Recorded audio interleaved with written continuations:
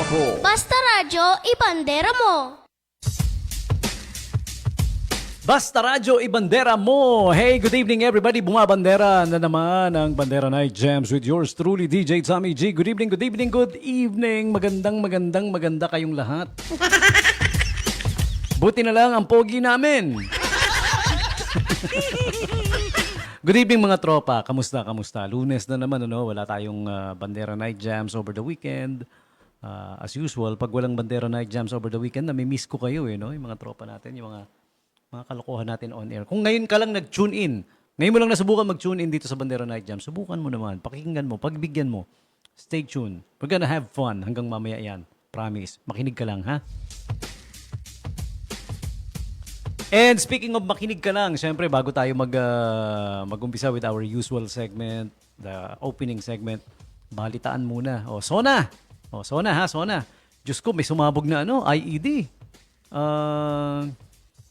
Explosive device. Ano ba yung, nakalimutan ko. Basta, yun na yun. Inipindot. Explosive device, IED. Remotely, napapasabog yan using a cellphone, di ba? Tatawagan yung, ida-dial up yung number. So, it was planted talaga kasi may may 9 volts battery 9 volts ba? 12 volts? Basta may battery, may remote device. So, sinadya ng gugulo, Nang gugulo sa Sona, doon sa may, malapit sa Batasan Hills yung sumabog na yun. May 2 sasakyan na nadamay. Wala naman nasaktan na tao. Alam mo, nang gugulo lang talaga Nilagay sa walang tao na lugar, tapos pinasabog. No? Nang gugulo lang talaga, dahil Sona. Ayan. Wala akong gaano naging balita sa Ngayon ba, alam ko kasabay ngayon yung anibersaryo ng Iglesia ni Cristo, no? Sumabay ba? Ang nakita ko lang sa news kanina, may mga inaresto. Sabi pa, may nagrereklamo nga magulang dahil yung anak daw niya pumunta lang para manood nung mga rally-rally, nadamay, inaresto kasi ang order daw, may order daw yung kapulisan na lahat ng naka-black na damit arestuhin. 'Di ba? Bakit yung mga naka-black lang? Ang daming nagsusuot ng black, promise. 'Di ba kahit saan ka magpunta may naka-black? Ewan ko ano meron sa black, ba't gustong sinusuot ng tao? Ako ngayon naka-yellow ako. Pero hindi naman ako dilawan, I'm not in the politics. Inaresto yung mga naka-black dahil just because they're wearing black, sabi gano'n.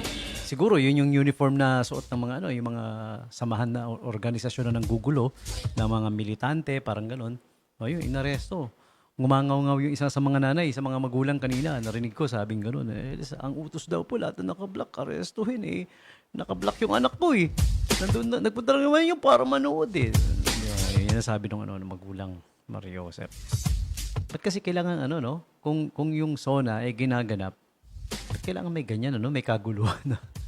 Ba't kailangan sabayan natin ang kaguluhan lagi, Ba't naging parang tradisyon na? Hindi ko naman sinasabing sinusuportahan ko, ayaw ko ng ganyan. Siyempre, malayang pamamahayag pa rin yan ng nararamdaman o nadarama. Pero, ba't ganun? Di ba? May Sona, tapos, alam mo na, traffic, tapos makikigulo ka pa, di lalo mong papatrapikin, di ba? Pwede mo namang ipahayag yung yung sa loobin mo kahit hindi Sona, kahit hindi mo isabay, di ba? Kumbaga traffic na, dadagdagan mo pa, dodoblehin mo pa. Di ba? Well, it's their thing. I don't know. Yun lang naman yung aking opinion, Okay? Again, kami dito, yung mga umupo, lahat naman ng mga radio station, our points of views and opinions doesn't necessarily reflect that of the station, ha? Kami lang to. Ako lang to, si DJ Tommy G. Para sa akin, hindi na dapat sumasabay yung ganyan. No? Pwede ka magpahayag ng saloobin mo sa ibang araw. Pwede. Huwag mo sabayan yung dinoble nyo, di ba? Parang yung sugat, dinalawa mo pa. Sinugatan mo pa, sugat na. Okay? Yun lang naman. Nothing against those na nagrarally. Nagpapahayag lang sila sa loobin nila. Ang akin lang yung hirap sa kalsada, yung hirap sa traffic. Dinoble pa natin, pinagulo pa natin, Ayun, may mga naaresto, may nagsunog ba? Diyos ko, yan na naman, may nagsunog, may My Philippines. Sana tumino na, inaresto raw lahat ng yun daw ang utos, narinig nung nanay. Inutusan daw kasi yung kapulisan na lahat daw na naka-black, arestuhin. Lahat na nakaitim. Sana inaresto na rin yung mga yung mga itim ang budhi. Naka-black din yun. Black yung budhi. Yan yung latest na balitaan natin. Sona! Alam nyo, nakakatuwa sa Sona na sinabi ni Presidente, parang hindi ire-request eh. Hindi ipapanawagan eh. Parang ano ba yung word? I'm looking for the word. Nakalimutan ko yung word eh. Sinabi niya eh na parang i-demand natin, ganon. I-demand natin na hindi natin dapat sagutin yung system loss na binabayaran natin. Diyos ko. Nagka-system loss. Parang ano yan, parang supermarket, 'di ba? Parang groceries. System loss sa grocery supermarket, nananakawan, nawawalan. Eh ba't mo sisingilin yung mga customer? 'Di ba? Singilin niyo yung mga bantay, trabaho nila magbantay eh, 'di ba?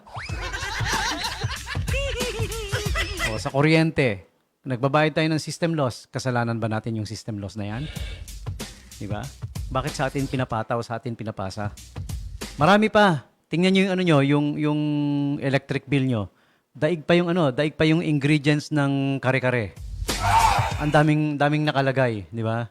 May pampaasim, may talong, may okra, may sitaw, may pechay, may baboy, sibuyas, bawang. Ang daming nakalagay pag tiningnan mo yung electric bill natin, ang haba nga eh. Ang dami kasing sinisingil sa atin na kung ano-ano, no? Yung mga electric company na yan, mga dupang yung mga hinayupak na yan. System loss, Diyos ko. Pag ako ba may nawala sa bahay ko, sisingilin ko ba sa inyo? O di sana kung ganun pala ang labanan, di ganun na lang. O di ba? Yun ngang pumutok na appliances dahil sa biglang namatay yung kuryente, biglang nag-on, nasira yung appliance. Dapat bayaran nila yun eh. O di ba? Kagagawan nila yun eh. May pananagutan ba sila? Eh ba't tayo? Wala, di ba? Ba't tayo may pananagutan, no? Parang mga syunga hindi natin kasalanan yan, yung system loss na yan. Tsaka yung iba pang kung ano-ano pang binabayar. Pati property tax nila, Diyos ko. Yung property tax ba natin, tinutulungan nila tayo? Di ba? Di ba? Yung mga kung ano-anong tax ng power distribution companies, sinisingil sa atin. Noon pa yan, hindi lang ngayon. Natuwa lang ako nabanggit ni President Marcos, pero kwidaw pa rin ako. Alam niyo kung bakit?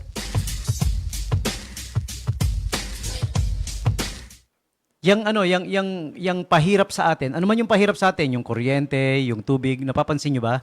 Pag napapanahon, ginagamit ng mga politiko yan. Hindi ko naman sinasabing ganun din si Presidente Marcos, ha? Sana nga hindi. Sana panindigan niya. Hindi nyo ba napapansin? Pag mag-i-eleksyon, babanatan yung power company, babanatan yung water company, babanatan yung mga overpriced na kung ano-anong bagay, babanatan yung mga, tayo namang mga uto-uto. Oy, palakpak yung tenga. Wow, tinitigiran niya yung kuryente na binabayaran ko, laki-laki, yung tubig na kung ano-ano binabayaran ko, laki-laki, tinitira niya. Tangi. Naniwala ka naman. Hindi niyo ba napapansin? Well, sasaludo ko kay Presidente Marcos kung tututuhanin niya na sinabi nga niya na may mangyayari. Sige, tingnan natin. That remains to be seen. Hindi pa ngayon, no? Okay? Hindi niyo ba napapansin tuwing election, tuwing may kaganapan na that involves politicians, gagamitin nila yan eh. Ginagamit nila lagi yan. Di ba may mga nakapwesto nga, may mga sa posisyon dahil ang pangako nila, gagawan nila ng paraan yung problema natin sa tubig, problema natin sa kuryente, problema natin sa araw-araw na bilihin, gagawan nila, nagagamit yan lagi. Oh, okay? So, hindi ko naman sinasabing ginagamit lang din ni Presidente Marcos. Ang sinasabi ko lang, mag-obserba tayo, magmatsyag, tingnan natin, ha? Okay? Tama yung punto ko? Tama? Tama o tama? Alin lang sa dalawa, tama ba ako o I'm correct? Huwag kayong basta-basta. Well, salamat kung gagawin nga ni Presidente Marcos, salamat. Pero huwag tayo kagad papadala na, yung system loss na yan. Tingnan muna natin, ha? Tsaka tayo pumalakpak yung tenga pag ginawa nga, pag may nangyari. Okay? Unang-una, kasama ako sa unang-unang sasaludo. Pupunta ako Malacanang, sabihin ko, Presidente, salamat, ginawa mo yan. Sinabi mo yan nung SONA. Wow, ang galing. Unang-una akong pupunta para sama-sama tayo, pasalamatan natin, ha? Pero hanggat wala pa, binanggit lang naman dahil SONA, wag muna, no? Obserbahan natin, tignan natin. Ilang eleksyon na nangyari yan. Hindi lang buong Pilipinas to, ha, tinutukoy ko, ha, generalize ko to kahit saan. tanongin nyo yung mga kumandidato ng mayor, kumandidato ng congressman, kumandidato ng senator, gagawan nila ng paraan yung problema natin sa tubig, problema natin sa kuryente. Ang tanong, sa 10 nangako, nagawan ba talaga ng paraan yung problema natin sa tubig, problema natin sa kuryente? Sige, sabihin nyo. Tell me. Now na! Come on! Nak ng... Meron pa nga dati, nadaanan ko sa kampanyahan. Politiko, nangangako. Sabi nung politiko, gagawan daw niya ng paraan yung mga problema natin na yan. Bukod pa doon, sabi niya, pagkain sa bawat mesa with feelings, with conviction. Talagang diin na diin. Alam niya maraming nagugutom. Alam niya maraming mahihirap. Sabi niya, pagkain sa bawat mesa. Sabi niya ganun, galit na galit pa eh. May dumaang lasing. Sabi nung lasing, hoy, plato muna. Tawanan yung mga tao. Kinalabasan, mas matalino pa yung lasing. Ano naman? Sabi pa nung lasing, dudumihan mo pa yung mesa namin. Nga naman. Huwag ka mangako ng pagkain sa bawat mesa, plato muna. Latag mo muna yung plato. Tapos kutsara, tinidor. Di ba? Tapos baso. Ay! Okay, yan na. Nakapagpasimula na tayo. Punta na tayo sa ano. Pasensya na, medyo may problema ba kayo sa internet? Kayo dyan sa inyo? Ako dito sa station ngayon, tsaka sa bahay din, sa amin sa bahay, for 3 days yata na. 3 days or 4 days na. Parang nagbabagal-bagal siya. Parang, ano mo yun? On and off, intermittent. Nagfa-fasting siguro, no? Intermittent fasting siguro, no? Yung ginagawa niya, no? Kasi may time na magiging okay, may time na magbabagal. O ngayon, ayan na naman, nagbabagal. No? Hindi ko tuloy ma-load yung mga kailangan kong i-announce eh. Ayaw mag-loading eh, nawawala-wala, I don't know. Okay? Hopefully siguro mamaya aayos siguro. Ayun, ito, nag-sorry sa akin si Facebook, Nakabukas kasi yung Facebook ko para basahin ko yung mga latest na balita, latest na kaganapan. Sabi ni Facebook ko, sorry, we're having trouble playing this video. Kaya pala nahirapan, video pala. Yun, pictures lang ang kailangan ko. Pictures lang ng mga announcement, yung mga... siya. Sabi sa SM City Bataan, shop to the max. At the SM City Bataan 3-day sale. Di ba? July 31 to August 2. Wow! Enjoy up to 70% off on amazing deals from your favorite brands. Plus, every qualifying purchase gives you a chance to win a brand new Suzuki Fronx GLX 80 Hybrid. Di ba? Nag-shopping ka lang, may ano ka. Suzuki Fronx. Ano yung tsura ng Suzuki Fronx? Ganda ha? Ganda. Yeah, okay. So, 3-day sale, SM Bataan. Malapit lang naman dito sa atin yan, di ba? Kung nagagala rin lang tayo, di ba? July 31 to August 2, 10 a.m. to 9 p.m. Friday to Sunday at SM City Bataan. Every 1,000 peso purchase entitles you to one raffle entry to win the Suzuki Fronx. Okay. F-R-O-N-X ha, hindi yung Franks na hotdog ha. Ayan. SM City Bataan, 3-day sale. Check it out. And on with today's holidays and observances, July 27 na, no? 27. Naku, deadline pala. Deadline pala nung internet ko. Hindi ba ito yung reason? Baka kaya nagbabagal-bagal.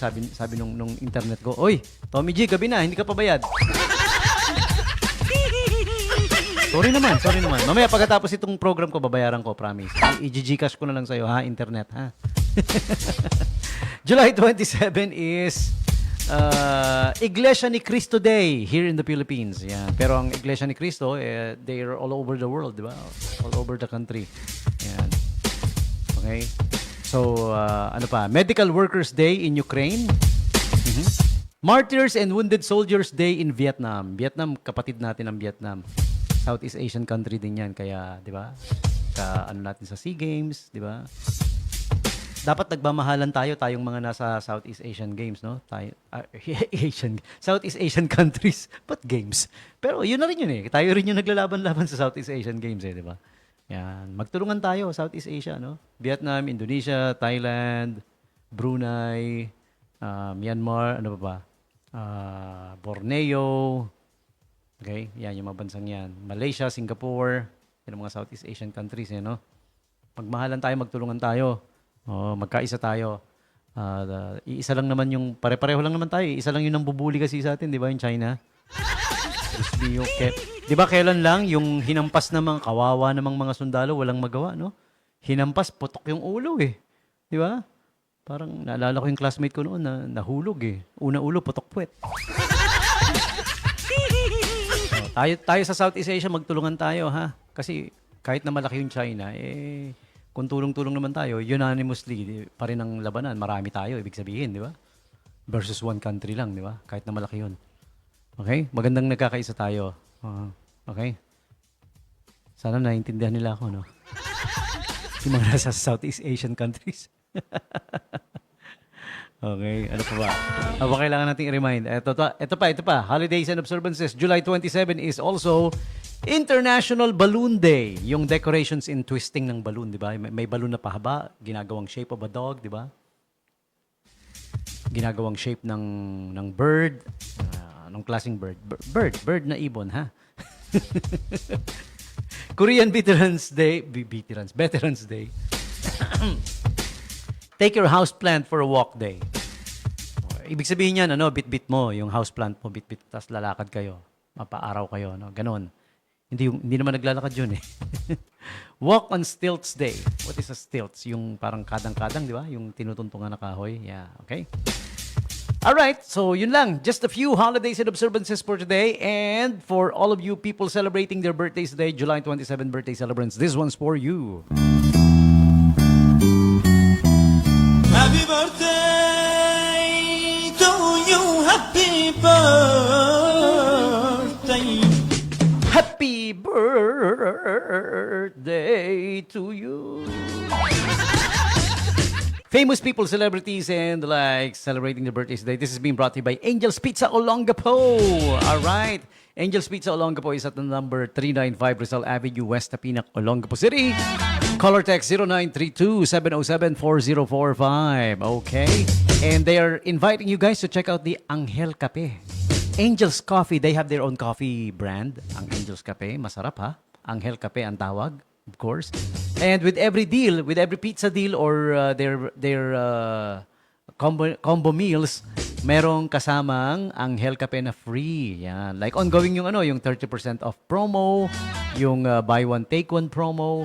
Syempre, yan yung mga deals na tinutukoy dito. Bawat deals may kasamang Angel Cafe. So check it out. Angel's Pizza Olongapo is open from 8 a.m. till 12 midnight. Hanggang alas 12 pa, pwede pa, no? Long window of opportunity to order. So check it out. They are at the corner of 4th Street in Olongapo City. Yung kanto ng 4th Street, yung bungad. Okay? Doon matatagpuan. And check out their Facebook page. Find out more about their menu. Okay? And here are the famous people celebrating their birthdays today. Filipino model, actor, and swimmer AJD. July 27, 1982. And born in 1972 is Renato the Volcano Alcano. He is a champion Filipino pool player. Okay, if you're not familiar. Maybe you're not into pool or billiards. Ayan, si Renato Alcano. Honor and pride natin yan sa ating bansa, syempre. Filipino basketball player Wesley Gonzalez. PBA player, July 27, 1980.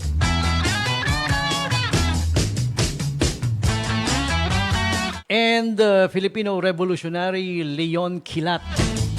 You guys remember in your Filipino history, in the history books, he was born July 27, 1873. And next up, also happy birthday to R&B singer Tory Lanez. Turns 34 today. 3-4. WWE Wrestling's Triple H turns 57.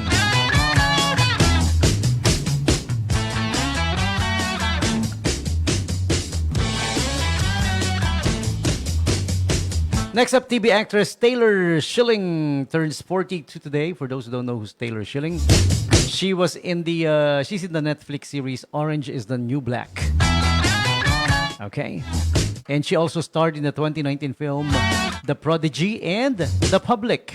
Okay.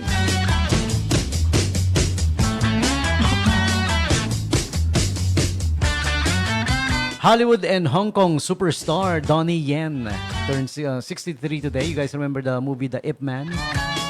That's him. And another WWE wrestler, Dolph Ziggler, turns 46 today.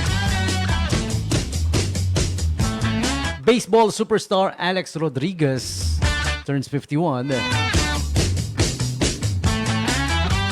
And movie actor Cliff Curtis turns 58. You guys remember the Harry and Kumar Goes to White Castle fame? Well, there you go, Cliff Curtis. All right, so there you have it. Celebrities and the like celebrating their birthdays today. You are sharing your birthdays with them. All of you, July 27, birthday celebrants. So happy birthday to you. Happy birthday to you. Happy birthday to you. Happy birthday, happy birthday, happy birthday to you. You 8:31 in the evening. Time for me to take the quick bottom of the hour break, and we'll be back with a couple of requested songs and a whole lot more latest news and announcements and updates from in and around the city. All coming up when we return. Please stick around. We will be right back.